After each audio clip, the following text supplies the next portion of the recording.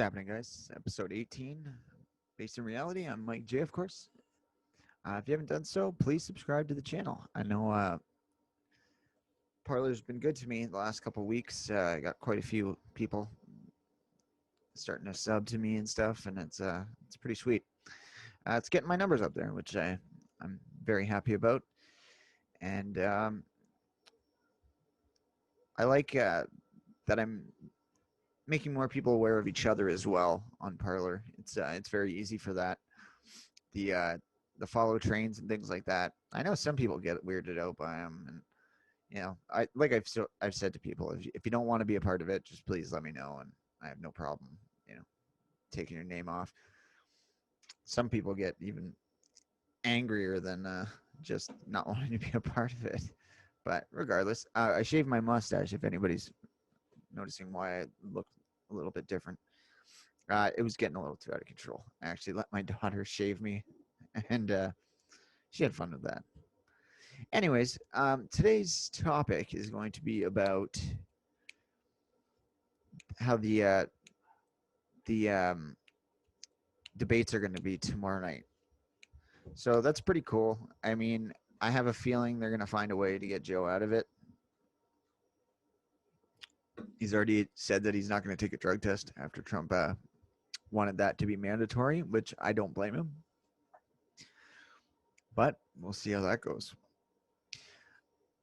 Another thing about this is Joe Biden is really being the typical politician again. There was a time where it was like everybody was following suit with Trump, where, he was breaking the whole politician barrier down. So it wasn't just a bunch of typical politicians. But now what's happening is Joe is literally, doing his ads on the radio and on TV and wherever else. And he's doing the whole, I speak a certain way. I have these weird, like, pauses in my speech like Obama did. And together we're going to make this. Together we're going to do this. And, it's so typical, like, before 2016. And they just don't realize it's not going to work. Trump exposed all this. All these politicians that come out and talk like this, these states people, whatever you call them, they come out and talk like this and they act a certain way. Trump exposed that these are liars. Remember during the debates with Hillary, and when Trump would go off the cuff on something, Hillary would be lost. That's exactly what's going to happen to Biden tomorrow night if this does go off without a hitch. He's going to go off the cuff and say something. Biden's not going to know where he is. His latest gaffe was when I got elected to Congress 180 years ago. Say what you will about Trump, he hasn't made a gaffe like that. He may, hyperbolize things and say things kind of, what's the word? Kind of flamboyantly, but he's never been like, okay, I'm running for Congress. Oh, no, I'm running for president, sorry. Joe didn't even correct himself.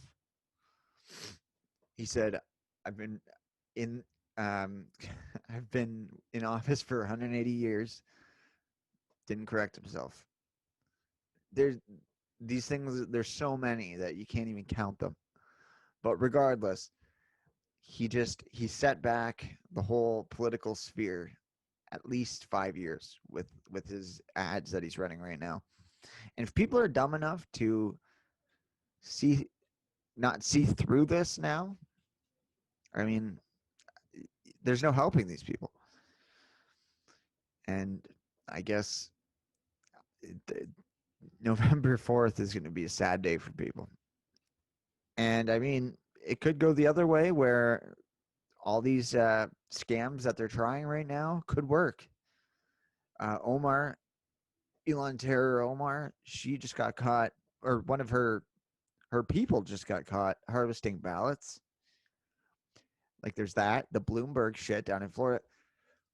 These things are all coming out. I mean, if the GOP was doing this, this wouldn't leave the news cycle. And because it's Dem side, it's not a big deal, it seems. It should be a big deal. It should be a bigger deal than they're making it. That's for sure.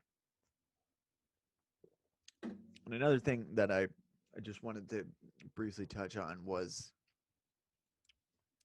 I've noticed a lot of the Con Inc. and Turning Point and whatever else. These guys, they may mean well, and I know a lot of them, like a lot of the young people that they have working for them, do mean well. They're young conservatives and they're trying to spread the word. But I notice a lot of the top people, they seem very shady. Like people have mentioned about Charlie Kirk, not being anything like this until it was kind of profitable and then he jumped into it. I don't know if that's true or not. I haven't really done a dive on Charlie Kirk. I just don't care about him enough. But it seems they're always fighting fights that they're never going to win. They're always going like, well, look what Biden's doing. If Trump did that, he'd be in trouble. Blah, blah. Yeah, we know. We know. It's kind of like what I just said about the ballot harvesting. If it was the GOP doing this, it would be in the news cycle nonstop. But you're pointing out things that these people just don't care about. You're not going to gain voters from the left side. It's not going to happen. And you're not convincing conservatives of anything that we don't know yet. We don't know already. And that's where I know I've mentioned him a few times, but that's where I really respect Nick Fuentes. A lot of people have bad things to say about him. I personally, I enjoy watching him. He's kind of an inspiration for me to do my videos. And he wants to do things that are actually going to make a difference. He's not just every week pointing out all the hypocrisies and saying, like, he actually wants to get his ideas into the mainstream eventually, and it will happen. The America First mentality is getting a lot bigger. And I'm in Canada, and I'm not even saying that, well, I need to spread the word over here. But the Canada First mentality does need to be spread over here. The weird thing about Canada is even our lefties, for the most part, no, not lefties, I shouldn't say that, but more left people, they still are very proud of Canada. Whereas, on the left side in the United States, it's like across the board, they hate the United States and they hate the statues and they hate this and they hate that. It's only a really small fringe part of our left that actually hates Canada here. Even just basic liberals and NDPs, they still fly the Canadian flag and they still, they still are proud of Canada. But they don't put the values of what makes Canada great first. Like, like not having complete open borders. They want open borders. They want more refugees. They're very proud to be Canadian, but they still want refugees, and they still want them to be better off than we are here. They get money when they come here to start businesses and do anything else. But if you're a Canadian citizen, man, you're not getting some big loan to start a business out of nowhere. But getting back to what I meant is the way Nick makes the America first mentality. He wants to get that mainstream, and he wants to get people that are going to be in power with that mentality. It's very similar to what we need to do here. What we have right now is a People's Party of Canada, and it's more right wing. It's not like authoritarian right or anything, but it's more right wing than our progressive conservatives are. And it's an awesome party for what we want here. but people haven't embraced it that much yet.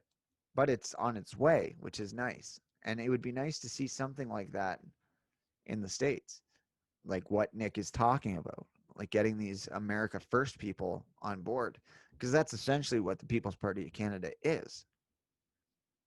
You know, it's pushing all the Canadian ideals that make Canada a great place that we want to keep together. And yeah, I feel like a lot of these mainstream conservatives and even GOP people that are in Congress and the House, they're fighting fights that they're not going to win. Like focus the energy somewhere else where you can win. My camera's kind of acting up right now, so I'm going to cut it short there. But please subscribe to the channel and please like and share the videos. I appreciate it a lot, guys. Thank you very much.